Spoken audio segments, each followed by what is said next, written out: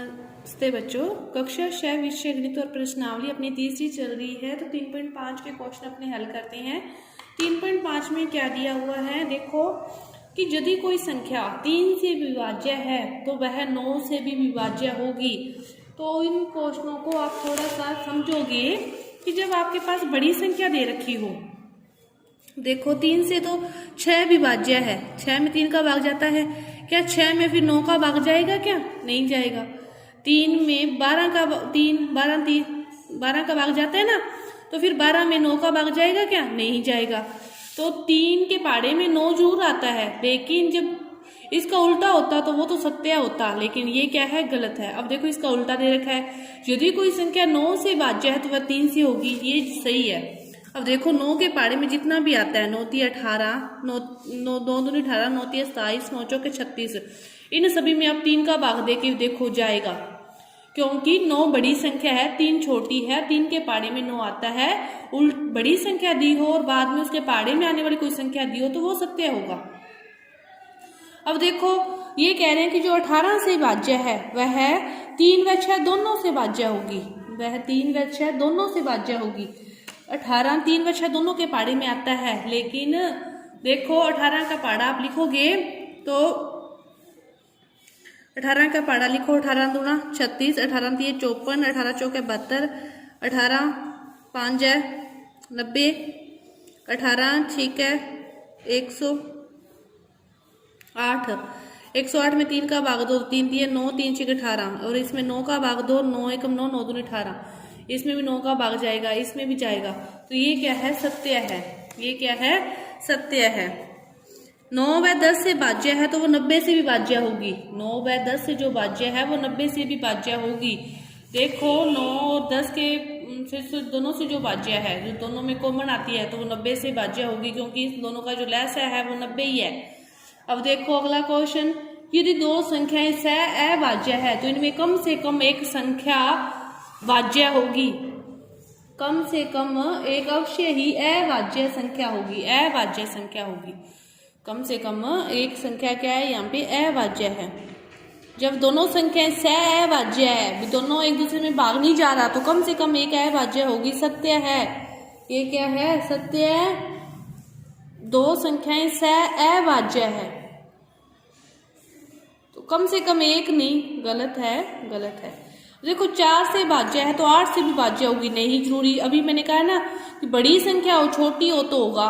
देखो 4 के पाड़े में 12 आते हैं, 12 में 4 का भाग जाता है ना, 12 में 4 का भाग जाता है, लेकिन 12 में 8 का भाग नहीं जाता, तो ये गलत हो गया। तो इसका उल्टा इसमें दिया, ये सही हो गया। 8 के पाड़े में जो भी आते हैं लिख लो, 8 दूनी 16, 8 3 24, 8 चौके 32, 8 5 40, इस सभी में 4 का भाग जाएगा। देख लेना, सभी में 4 का भाग जाएगा, आप देख सकते हो। दो संख्याओं से अलग अलग विभाजित है तो वो उनके योग से भी विभाजित होगा। दो संख्याओं से कोई अलग अलग विभाजित है तो आप देखो, जैसे करके देखो इस क्वेश्चन को कि दो संख्याओं से अलग अलग विभाजित है तो उनके योग से विभाजित होगा। अब आप कोई भी उदाहरण ले लो, 18 है, 3 से विभाजित है, 6 से विभाजित है, 6 3 9 से भी वो क्या होगा, विभाजित होगा। इसी तरह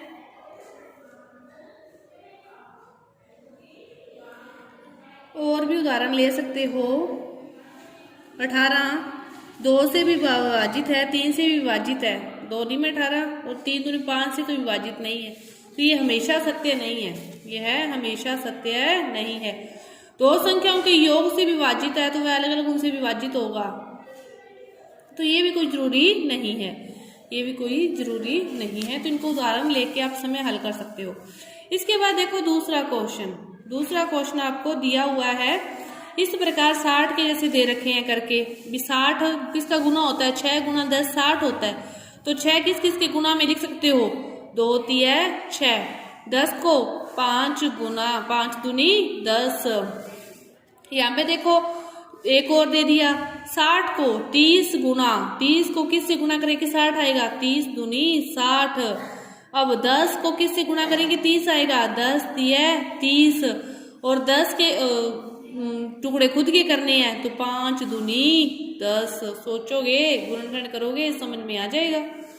ये तो ऐसे सीधे ही गुणा करना समझ में आ जाएगा, सीधा ही आपको समझ में आ जाएगा। ये है आपका दूसरा क्वेश्चन।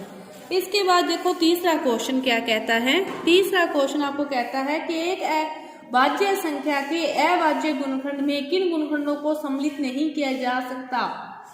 एक भाज्य संख्या के, कोई संख्या भाज्य है, आप 12 लोगे, भाज्य संख्या है, तो जब इसके अपने गुणनखंड करते हैं तो उनमें कौन कौन सी चीजें लेते हैं। अब 12 भाज्य है, ठीक है, इसके गुणनखंड किए तो 12 के गुणनखंड क्या हुए, 2 गुना 2 गुना 3। इस प्रकार कोई भी संख्या हो सकती है और उसके कोई भी गुणनखंड हो सकते हैं। इसने पूछा है कि इसको सम्मिलित नहीं किया जा सकता। अब यदि कोई संख्या, आपके पास कोई संख्या 5 है, ठीक है, अब 5 के आप गुणनखंड करोगे तो 5 में 5 का भाग दोगे तो 1 आएगा।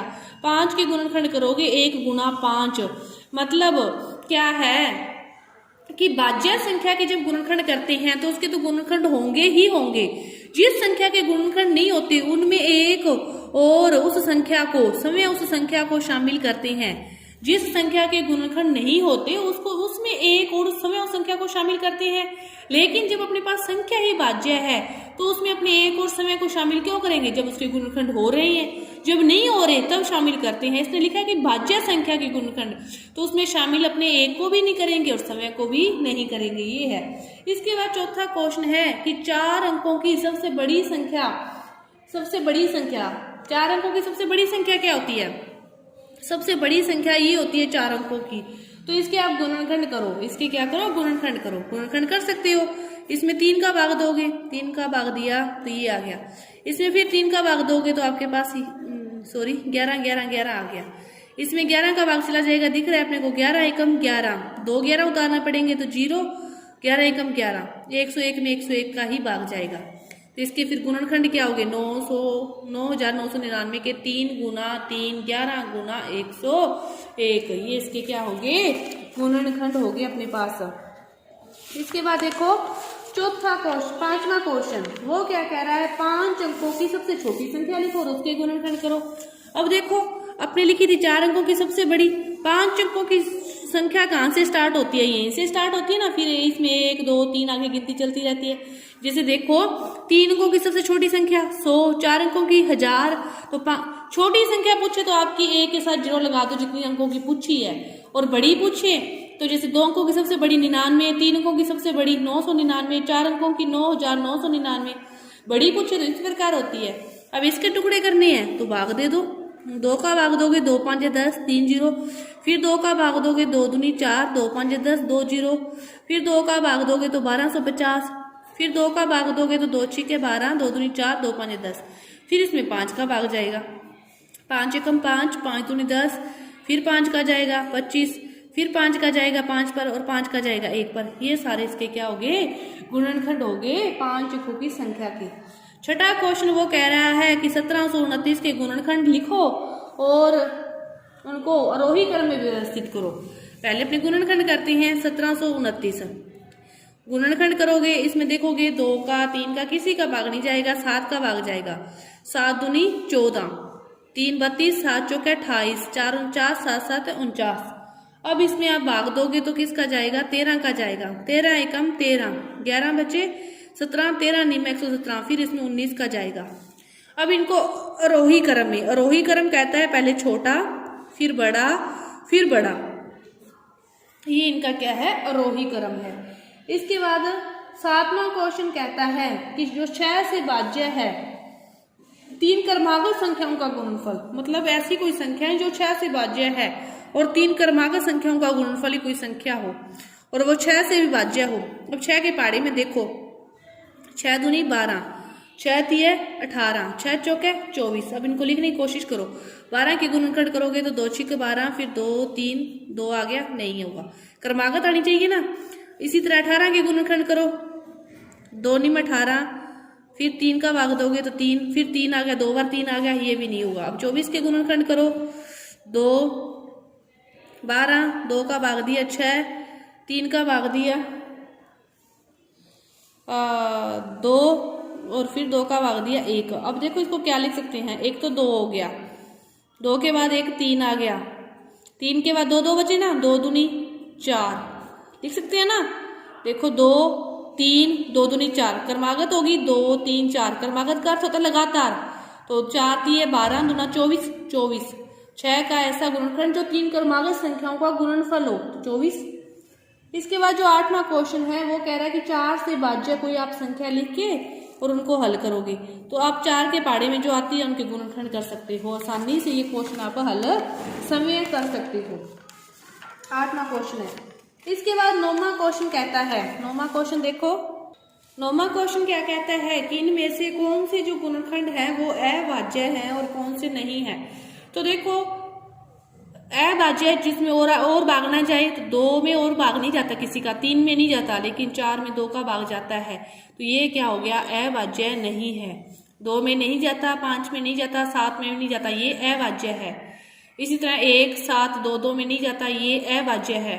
2 3 9 9 में 3 का भाग जाता है, तो ये अभाज्य नहीं है, ये है अभाज्य नहीं है। ये था आपका 9वां क्वेश्चन। 10वां क्वेश्चन कहता है बिना संक्रिया किए आप 25 1000 10 में 45 का भाग जाता है या नहीं जाता, चेक करो।